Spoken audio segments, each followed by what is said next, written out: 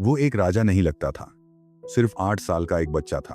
लेकिन जब उसके पिता मारा गया और उसे सिंहासन पर बिठाया गया, किसी को अंदाजा नहीं था कि यही बालक एक दिन पूरे राष्ट्र की आत्मा को झकझोर देगा। यह कहानी है योशिय्याह की, उस राजा की जिसने भुला दी गई व्यवस्था को फिर से खोजा, मंदिर को शुद्ध किया, मूर्तियों को गिराया और संपूर्ण प्रजा को परमेश्वर के सामने खड़ा कर दिया। यह कहानी एक साहसी सुधार की नहीं, बल्कि एक टूटे हुए हृदय और सच्चे पश्चाताप की है। अगर इस यात्रा की शुरुआत ने ही आपके मन को छू लिया है तो अभी लाइक करें और चलिए मिलकर उस समय में लौटते हैं जब एक बच्चे ने पूरी पीढ़ी को बदल दिया। जब यहूदा के नगरों में मूर्तियों की छाया फैल चुकी थी, जब मंदिर खंडहर बनने लगा था और जब परमेश्वर की आवाज सुनना लोगों ने छोड़ दिया था, तब एक बालक ने राजगद्दी संभाली। उसका नाम था योशिय्याह। उसकी आयु केवल 8 वर्ष थी और उसका समय अत्यंत अंधकारमय था। यहूदा की आत्मा घायल थी, उसकी स्मृति से व्यवस्था लुप्त हो चुकी थी और लोग परमेश्वर के स्थान पर पत्थरों की आराधना करने लगे थे। योशिय्याह का जन्म एक ऐसे वंश में हुआ था जिसने स्वयं को परमेश्वर से काट लिया था। उसका पिता आमोन एक अत्याचारी और मूर्ति पूजक राजा था जिसने अपने संक्षिप्त शासनकाल में इजराइल को और अधिक पाप में गिरा दिया। उसके दादा मनश्शे यहूदा का सबसे दुष्ट राजा माना गया, जिसने यरूशलेम की गलियों को निर्दोष रक्त से भर दिया था। उसके शासन में झूठे देवताओं के लिए वेदियां बनाई गईं और मंदिर के भीतर ही घृणित प्रतिमाएं स्थापित की गईं। यही वह विरासत थी जो योशिय्याह को मिली, अंधकार, दोष और एक टूटा हुआ राष्ट्र। किंतु जब आमोन की हत्या हुई और दरबारियों ने छोटे योशिय्याह को सिंहासन पर बैठाया, किसी को आशा न थी कि यही बालक परमेश्वर की स्मृति को फिर से जीवित करेगा। प्रारंभ में वह शासन में अनुभवहीन था और पुरोहित तथा राज्य के अधिकारी उसके मार्गदर्शक बने। लेकिन वर्षों के भीतर जब उसका बाल्यकाल किशोरावस्था में प्रवेश कर रहा था, एक अन्य प्रकार की चुप्पी उसमें आकार लेने लगी। वह चुप्पी जो आत्मा की गहराई से आती है, जो अपने समय के पाप को पहचानती है और सत्य को खोजने लगती है। यहूदा की गलियों में वह चलता जहां लोग अष्टधातु की मूर्तियों को धूप दिखा रहे होते। मंदिर की टूटी सीढ़ियों पर बैठकर वह पुरातन समय की बातों को सुनता, जो कुछ वृद्धजन अभी भी याद करते थे। दाऊद, सुलेमान, मूसा, व्यवस्था और परमेश्वर की प्रतिज्ञा। एक बालक का मन जो शायद युद्ध करना नहीं जानता था, लेकिन जो आत्मिक युद्ध के लिए धीरे धीरे तैयार हो रहा था। 16 वर्ष की आयु में जब उसकी आत्मा परिपक्वता की ओर अग्रसर हो रही थी, योशिय्याह ने वह निर्णय लिया जो इतिहास में उसे अमर कर देगा। उसने परमेश्वर को खोजना प्रारंभ किया। न तो कोई भविष्यवक्ता था, न कोई दर्शन या स्वप्न, केवल एक भीतर की अग्नि थी जो उसे उस पवित्रता की ओर खींच रही थी जिसे राष्ट्र ने छोड़ दिया था। उसने एक एक करके झूठे देवताओं के स्थानों का निरीक्षण करना प्रारंभ किया। वह जानता था कि केवल सिंहासन का दावा करना पर्याप्त नहीं, जब तक राष्ट्र का हृदय भी परमेश्वर की ओर न मुड़ जाए। उसके विचारों में परिवर्तन केवल आत्मिक नहीं, राजनीतिक भी था। एक राजा जो चाहता था कि यहूदा फिर से अपने परमेश्वर की संतान कहलाए। उसके पिता और दादा ने जो कुछ स्थापित किया था, वह अब ढहने वाला था। परंतु योशिय्याह यह कार्य धीरे और दृढ़ता से कर रहा था। अभी वह सार्वजनिक रूप से कोई घोषणा नहीं कर रहा था, लेकिन भीतर ही भीतर उसकी आत्मा परमेश्वर की ओर झुक रही थी। उसकी आंखें वैसी नहीं थीं जैसी एक राजा की होती हैं। उनमें जिज्ञासा, पीड़ा और एक पुकार थी जो कहती थी, हे प्रभु, तू कहाँ है? तू फिर से हमारे बीच क्यों नहीं चलता? और इसी प्रश्न ने भविष्य को बदलना प्रारंभ किया। जब योशिय्याह की आयु 16 वर्ष हुई, तो उसका हृदय अब केवल जानने की इच्छा से नहीं, बल्कि आज्ञा मानने के उद्देश्य से प्रेरित था। वह अब केवल पूछ नहीं रहा था कि परमेश्वर कौन है, वह अब उस परमेश्वर के सामने झुकने लगा था। उसके भीतर की खोज ने अब रूप लेना प्रारंभ किया। प्रार्थना में, आत्मनिरीक्षण में और राजकीय निर्णयों में, जो धीरे धीरे यहूदा की दिशा बदलने लगे। उस समय तक देश की आत्मिक दशा विकृत हो चुकी थी। ऊंचे स्थानों पर मूर्तियां स्थापित थी, जंगलों में अशेरा की मूर्तियां थी और मंदिर के आंगनों में तक बलि दी जाती थी, न केवल पशुओं की बल्कि बच्चों की भी। और इन सब के बीच परमेश्वर की व्यवस्था कहीं खो चुकी थी। मंदिर सूना था, गीत थम गए थे और याजकों की आंखों में कोई ज्योति नहीं बची थी। लेकिन उस अंधकार के बीच एक युवा राजा खड़ा हुआ, न तलवार के साथ बल्कि एक शुद्ध हृदय के साथ। 20 वर्ष की आयु में योशिय्याह ने एक महान कार्य प्रारंभ किया, मूर्ति पूजा का उन्मूलन। यह कोई सामान्य सुधार नहीं था, यह एक आध्यात्मिक युद्ध था। उसने राजाज्ञा निकाली कि यहूदा और यरूशलेम में जितने भी बाल और अशेरा के वेदियां थीं, वे तोड़ दी जाएं। उसने अपने सेवकों को नहीं भेजा, वह स्वयं नगर नगर गांव गांव गया, यह देखने के लिए कि कोई भी स्थान परमेश्वर की महिमा को कलंकित न करे। उसने बाल के वेदियों को गिराया, मूर्तियों को टुकड़ों में बांटा और उन्हें पीसकर धूल बनाया। वह धूल भी उसने उन लोगों की कब्रों पर बिखेर दी जो झूठे देवताओं के याजक थे, ताकि यहूदा की भूमि शुद्ध हो, न केवल बाहर से बल्कि स्मृति से भी। उसने मंदिर के भीतर की गंदगी को बाहर फेंकवाया। उन वस्त्रों को हटाया गया जो अशुद्धता के प्रतीक थे, उन याजकों को निष्कासित किया गया जो परमेश्वर के नाम पर अपवित्र कार्य कर रहे थे। यरूशलेम के मंदिर में वर्षों बाद धूप की गंध फिर से चढ़ने लगी, लेकिन अब परमेश्वर के लिए फिर वह उत्तर की ओर बढ़ा। उन नगरों में जहां कभी इस्राएल की 10 जातियां थीं, क्योंकि उसकी दृष्टि केवल यहूदा पर नहीं थी बल्कि पूरे वंश पर थी जिसे परमेश्वर ने बुलाया था, वहां भी उसने वेदियां तोड़ी, मूर्तियां हटाईं और स्मृति को पुनः निर्मित किया। लोग हैरान थे, कुछ भयभीत थे, कुछ नाराज और कुछ मौन, लेकिन योशिय्याह का हृदय डगमगाया नहीं। उसने विरोध का सामना किया परंतु पीछे नहीं हटा।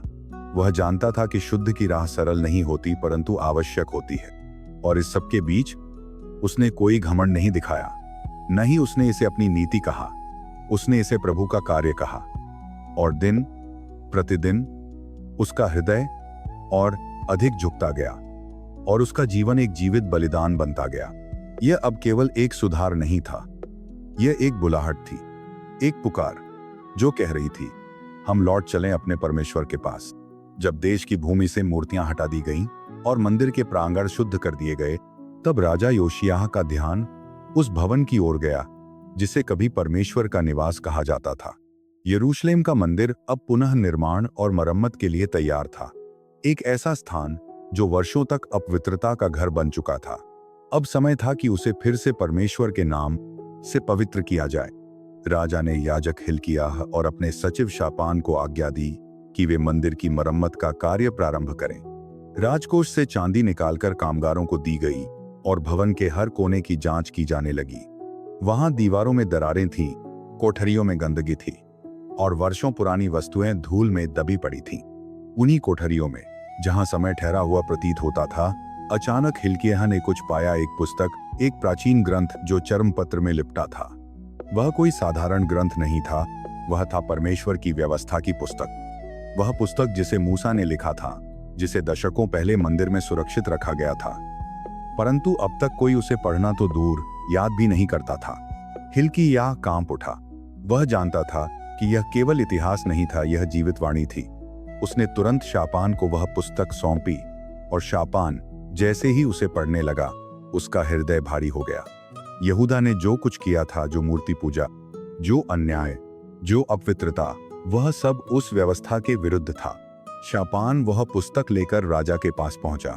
जब योशिय्याह ने वह पुस्तक अपने हाथों में ली और शापान ने उसे पढ़कर सुनाना प्रारंभ किया, तब समय जैसे थम गया। पुस्तक में लिखे गए वचन उसके कानों से नहीं, सीधे उसके हृदय में उतरते गए। उसने पढ़ा कि कैसे परमेश्वर ने अपने लोगों से एक पवित्र वाचा बांधी थी, कैसे आज्ञाओं को मानना जीवन है और उल्लंघन करना मृत्यु, कैसे मूर्ति पूजा पर क्रोध आता है और कैसे न्याय अनिवार्य होता है। हर शब्द उस पर बाण की तरह गिरता गया, और फिर जब वह सहन नहीं कर पाया, उसने अपने वस्त्र फाड़ दिए। वह सिंहासन से उतरा और भूमि पर गिर पड़ा। राजा अब राजा न रहा, वह केवल एक पश्चातापी मनुष्य था जो परमेश्वर की पवित्रता के सामने स्वयं को लज्जित पा रहा था। वह रोया, उसने सिर झुका लिया, उसने प्रभु से दया की याचना की, और तब उसने अपने सेवकों को भेजा, जाकर परमेश्वर से पूछो। उसने कहा, हमारे पूर्वजों ने जो किया है उसके कारण हम पर कैसा क्रोध आने वाला है। क्या अभी भी देर नहीं हुई है? वे लोग नबीनी हुल्दा के पास पहुंचे, एक स्त्री जो यरूशलेम में रहती थी और जिसका हृदय प्रभु से जुड़ा था।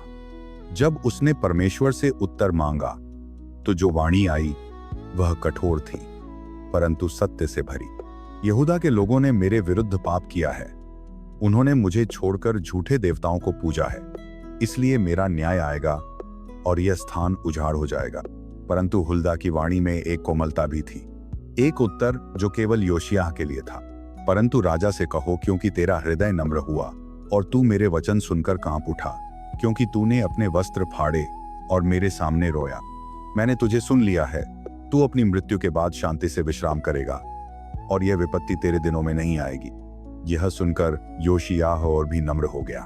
उसने देखा कि परमेश्वर का न्याय सच्चा है, परंतु दया भी जीवित है। उसने यह शांति अपने लिए नहीं मांगी थी, परंतु परमेश्वर ने उसे दी। अब वह जानता था अगला कदम क्या होना चाहिए। वह न केवल पश्चाताप करेगा, वह पूरे राष्ट्र को परमेश्वर के सामने लाएगा। भविष्यवाणी की वाणी राजमहल तक पहुंच चुकी थी। नबीनी हुल्दा ने जो कहा था वह कोमलता से नहीं, न्याय की गूंज के साथ आया था। उसने न राजा की शक्ति देखी, न उसके सिंहासन का भय किया। उसने केवल वही कहा जो परमेश्वर ने कहा, यह भूमि न्याय भोगेगी, क्योंकि इसने मेरे साथ की गई वाचा को तोड़ा है। इसने झूठे देवताओं की पूजा की है और मेरे नाम को अपवित्र किया है। इसीलिए अब जो लिखा गया है वही घटेगा। योशियाह यह सुनकर कांप उठा, परंतु वह टूटा नहीं। उसने भय से नहीं, विश्वास से उत्तर दिया। वह जानता था कि न्याय अवश्य आएगा, लेकिन वह यह भी जानता था कि एक हृदय जो सच में पश्चाताप करता है परमेश्वर की दया को छू सकता है। हुल्दा की भविष्यवाणी में एक व्यक्तिगत उत्तर भी था, क्योंकि तेरा हृदय कोमल है और तूने मेरे सामने अपने वस्त्र फाड़े और रोया है, इसीलिए तू अपने दिनों में शांति से विश्राम करेगा। योशियाह इस वचन से तृप्त नहीं हुआ। उसने अपने लिए शांति पाली थी, परंतु वह राष्ट्र के लिए शांति चाहता था। उसकी आत्मा में यह बात गूंज रही थी, अगर मैं एक मनुष्य होकर रो सकता हूं तो पूरा राष्ट्र क्यों नहीं रो सकता। अगर मैं एक राजा होकर झुक सकता हूं तो यह प्रजा भी झुक सकती है। और तब उसने वह किया जो उसकी आत्मा में जलते हुए अंगारे की तरह उठता था। उसने पूरी यहूदी प्रजा को परमेश्वर के साथ पुनः वाचा बांधने के लिए इकट्ठा किया। राजा ने याजकों को, लेवियों को, प्रमुखों को, वृद्धों को, नगरपालों को, किसानों को, स्त्रियों और बच्चों को बुलाया। यरूशलेम के हर द्वार से लोग निकल पड़े। पर्वतों और घाटियों से आते हुए वे मंदिर की ओर बढ़े। कुछ उत्सुक थे, कुछ भयभीत, कुछ पश्चाताप से बोझिल और कुछ ऐसे थे जिनके हृदय वर्षों से सोए हुए थे, लेकिन अब जाग उठे थे। मंदिर का आंगन जनसमूह से भर गया। चारों ओर मौन छाया हुआ था। और फिर सबसे आगे राजा योशियाह खड़ा हुआ, न चमकदार वस्त्रों में, न स्वर्ण मुकुट के साथ, बल्कि एक दीन सेवक की भांति, हाथ में वही व्यवस्था की पुस्तक लिए हुए जो मंदिर की मरम्मत के समय पाई गई थी। उसने पुस्तक खोली, हवा की सांस के साथ पृष्ठ पलटे और फिर उसकी आवाज गूंजी धीरे, गहराई से, स्पष्टता के साथ। उसने पढ़ना शुरू किया वे वचन जो मूसा ने लिखे थे, जो बेतलेहम की गलियों में गूंजे थे, जो कभी इज़राइल के हृदय में बसते थे। वह पढ़ता गया, आज्ञाएं, वचन, आशीषें, शाप, चेतावनियां। वह रुकता नहीं था। उसका स्वर गूंजता था मंदिर की दीवारों से टकराकर। स्त्रियां अपने सिर ढांक लेती, पुरुष अपने सिर झुका लेते। बच्चे पहली बार सुन रहे थे कि वे किस परमेश्वर के लोग हैं। पढ़ते पढ़ते जब पुस्तक का अंतिम भाग समाप्त हुआ, तब योशियाह ने वह कार्य किया जो इतिहास में केवल कुछ ही राजाओं ने किया था। उसने परमेश्वर के साथ सार्वजनिक रूप से वाचा बांधी। उसने कहा, मैं योशियाह, यहूदा का राजा, आज प्रभु के सामने प्रतिज्ञा करता हूं कि मैं उसके मार्गों पर चलूंगा, मैं उसकी आज्ञाओं को मानूंगा, मैं उसके वचनों को अपने जीवन में धारण करूंगा और मैं यह चाहता हूं कि मेरी प्रजा भी यही करे। और फिर उसने उस पुस्तक को ऊंचा उठाया, जैसे एक ध्वज, जैसे एक आह्वान। सभा में मौन छा गया और फिर एक स्वर गूंजा जनसमूह की ओर से, हाँ, हम भी प्रभु के साथ वाचा बांधते हैं। वह दिन केवल एक धार्मिक पर्व नहीं था, वह दिन इतिहास का मोड़ था। वह दिन वह था जब एक पूरी पीढ़ी, एक टूटा हुआ राष्ट्र, एक घायल आत्मा फिर से जीवित हुई। राजा योशियाह ने कोई तलवार नहीं चलाई, कोई युद्ध नहीं जीता, लेकिन उसने हृदयों का युद्ध जीता। उसने परमेश्वर के वचन को पुनः लोगों की आत्मा में बैठाया और वह सब कुछ एक भूली हुई पुस्तक और एक द्रवित हृदय से प्रारंभ हुआ। उस दिन मंदिर में फिर से गीत गाए गए, याजकों ने पवित्र वस्त्र पहने, लोग नाचने लगे, परंतु अब मूर्तियों के लिए नहीं, बल्कि उस परमेश्वर के लिए जिसने उन्हें फिर से बुलाया था। योशिय्याह ने अपने हिस्से का कार्य पूरा किया था। अब राष्ट्र की आत्मा जाग उठी थी और स्वर्ग, जो वर्षों तक मौन था, अब उस वाचा को सुन रहा था। एक पीढ़ी की पुकार जो कह रही थी, हे प्रभु, हम लौट आए हैं। जब राजा योशिय्याह ने परमेश्वर की संधि को फिर से जीवित कर दिया और जब लोगों ने पुकारा, हम लौट आए हैं, तब उसकी आत्मा को शांति नहीं मिली, क्योंकि वह जानता था कि केवल वाचा करना पर्याप्त नहीं, स्मृति की आवश्यकता थी। स्मरण का एक ऐसा पर्व जो हर पीढ़ी को प्रभु की कृपा और छुटकारे की कहानी सुनाता रहे, और उस स्मरण का नाम था फसह। वह फसह जो मिस्र में मृत्यु के दूत से बचाव की निशानी बनी थी। वह फसह जो आज्ञाकारिता और बलिदान का प्रतीक थी। वह फसह जिसे मूसा के समय में स्थापित किया गया था और जो अब वर्षों से केवल एक परंपरा रह गई थी, खोखली और निर्जीव। लेकिन योशिय्याह चाहता था कि फसह फिर से जी उठे, पवित्र, शुद्ध और जीवंत। राजा ने आज्ञा दी कि फसह इस बार केवल एक पर्व नहीं, बल्कि एक आत्मिक पुनर्जन्म बने। उसने लेवियों को पुनः व्यवस्थित किया, याजकों को पवित्र किया गया, मंदिर के बर्तन शुद्ध किए गए और राष्ट्र भर में पशुओं को बलिदान हेतु एकत्र किया गया, ताकि कोई भी निर्धन जन वंचित न रह जाए। उसने स्वयं अपनी ओर से हजारों मेषों को बलिदान के लिए समर्पित किया, यह दर्शाने के लिए कि यह कोई औपचारिक आयोजन नहीं, बल्कि आत्मा की पुकार थी।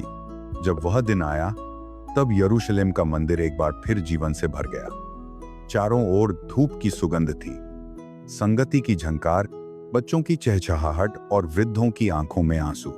हर घर में एक मेष बलि था, हर द्वार पर स्मृति थी और हर हृदय में पुनः जागृत विश्वास।